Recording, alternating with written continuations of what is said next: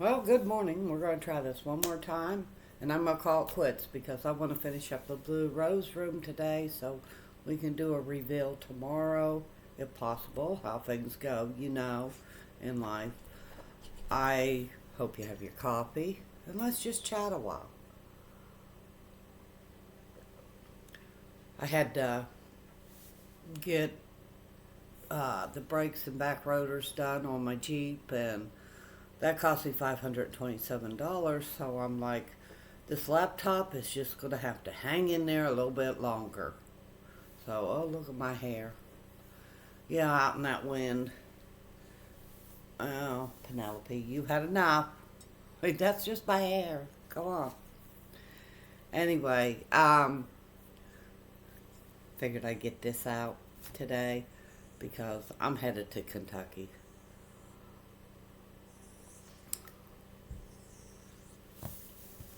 I love the beauty of that state. And this time of year, it's just a great place to visit. And when you have family that you can't basically get to due to all this flooding and everything, or you have to drive 2 hours out of your way just to go see your daughter for Thanksgiving, look for another route. And since she lives on the west side of South Carolina, I'm going up through Kentucky, Tennessee, and Georgia and spend some time with family and um, make the most of my Thanksgiving. We're pretty excited about it, and hopefully I can get some photos in Kentucky that maybe I can use for thumbnails. I've been working hard on making thumbnails now. But today, let's talk about our desires in life. Because I think one of the worst things a woman can do is abandon her life's desire. I don't feel you should abandon your desires for another person or your children because you'll lose touch with you. And if you have through the years, you can fall back on that and reacquaintance yourself with yourself.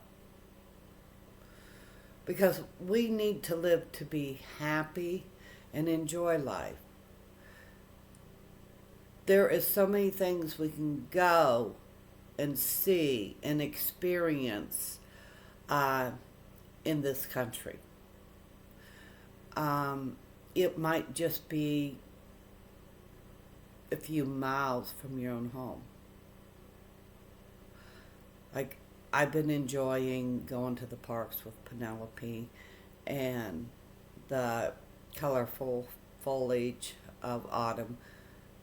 And I find that I do this a lot before winter to help alleviate my long days when there's snow days, because there's only so much you can do in a home. I mean, once you've downsized, decluttered, it's dust, vacuum, mop, fix the guys some food, do your laundry, you know. So you need those little hobbies and things to do. Like I picked up painting, and I have diamond painting that I have all set up, ready to go. And I have my sewing. I think I'll make a quilt this winter. And of course, I will be out in the snow because of Penelope. So I made sure that I had a couple of pairs of boots that'll probably last me the rest of my life now. So it was a good investment. But, I recently run across a couple of ladies. One I never met before. We're having fun together. And then Another one was an old friend where we had both got busy raising children and lost touch, and now we're back in touch, and it just feels so great to have a friend in this town. So you have to ask yourself, what type of friends do you have, and are they there for you when you need it? Just someone to talk to, someone to spend time with, someone to help you get through an emergency. That's a friend. I mean, you'll find that if you don't have friends, and I've went a couple of years without friends because my two dearest passed away, and recently my sister passed, and my cousin, I can't get over to see her too much because she's busy with her bedfast husband. And life got real quiet, especially with the girls, moving away. And of course, that's the majority of the grandkids. That leaves me one grandchild, that I can grab and hug. So, life, we go through changes in that. And we have to ask ourselves when we get older, where do we want to live and what do we want to do? And I just look at it, I want to enjoy life the best I can because I know the Social Security money is not going to be like a paycheck. It's only going to be like 20% of total income. So, it's forming opinions of what I like to do and what I don't like to do, and enjoying it with like-minded friends now. Like I said, just a couple of friends can uh, make a difference in your life. You don't need mountains of friends.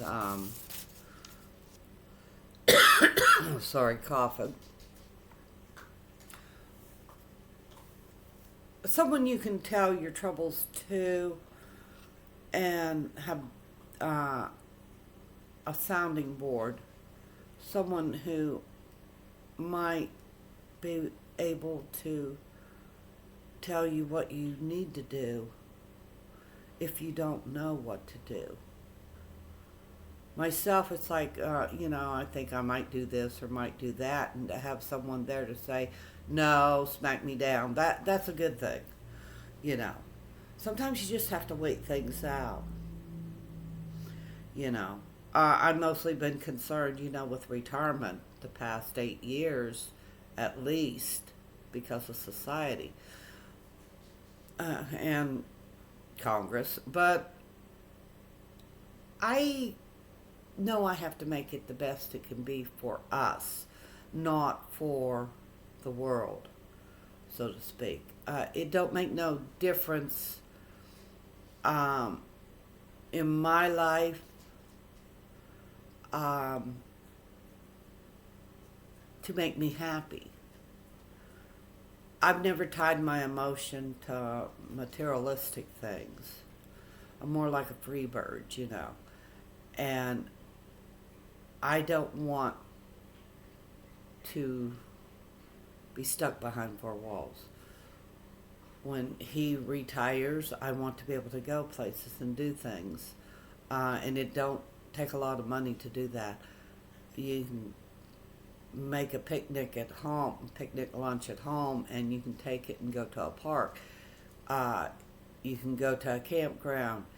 You can, these things like the state campgrounds are free. Okay, there might be a nominal fee of $4. I haven't checked into it recently, but this living in Kentucky made me realize that what my life was missing after I'd been through a bad divorce and our marriage. The divorce was fine. But what I wanted to show my children and explore the world, and so they'd know their options and not be sheltered to the point that I was just a dumb country bumpkin that came to a city and I was overwhelmed. Well, for a girl with children, a young mother, single, venturing out, that took guts. And it wasn't as much of a culture shock to my children as it was to me when I first got married. And I was able to school my children on life, and not a one of my children got married before they were 24 years of age because they knew it was important to enjoy life, to get out there and see what they were about. And I find that's going on now with me facing retirement. What's life about now? I mean, I'm tired of the political agenda out there for us. And I know that we have to prepare for some things with aging anyway. The knowledge that you have on what they're telling you may not be the truth. But the knowledge of what you know, what you live every day, is your truth. I'm always saying to people, be true to yourself. Be blue true. Because if you face Penelope, if you face some hard issues that are coming down the road and prepare to your best of your knowledge, it'll go a lot easier. But do know that you can't prepare for the unknown. And you can't sit and worry about the unknown. And what am I going to do? What am I going to do if this happens? What am I going to do? No. Doctors will tell you that stress in your life like that, in your mind, okay, actually shuts you down. It can cause congestive heart failure. So look for those things that can inspire you to rebuild your life. Reintroduce yourself to yourself. Find out what you've been missing. These kids, they can make me laugh today. Young adults, I should say. Because they play different than we played when we were young adults. Trust me. Okay?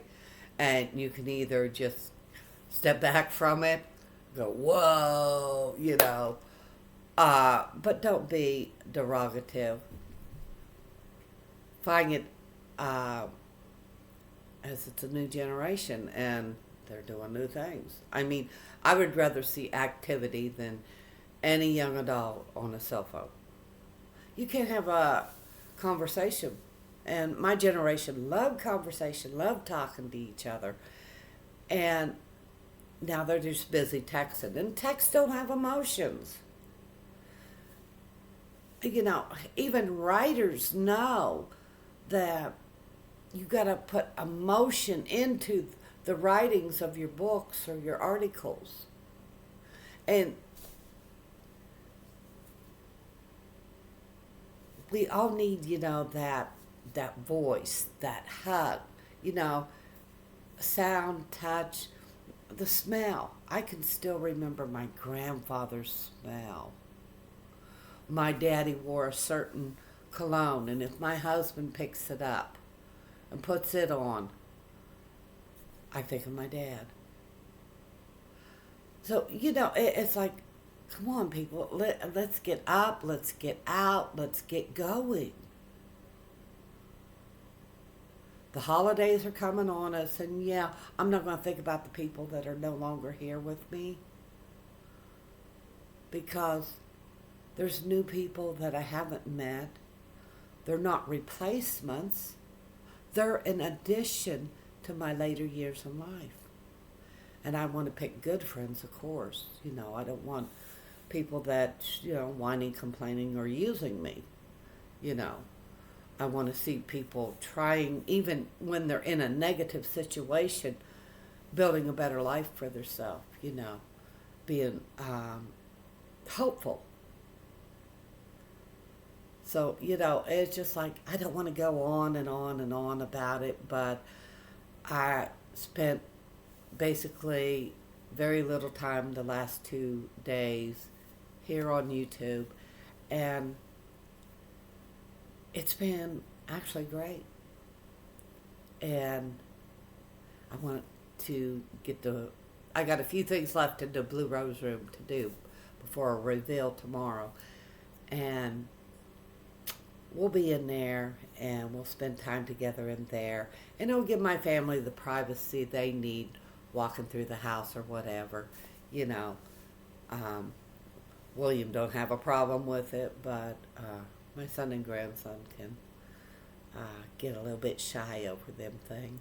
So, but let's look forward to the new year that's coming and the new things that we're going to experience. Whether they're good or bad, it's an experience and it teaches us, you know.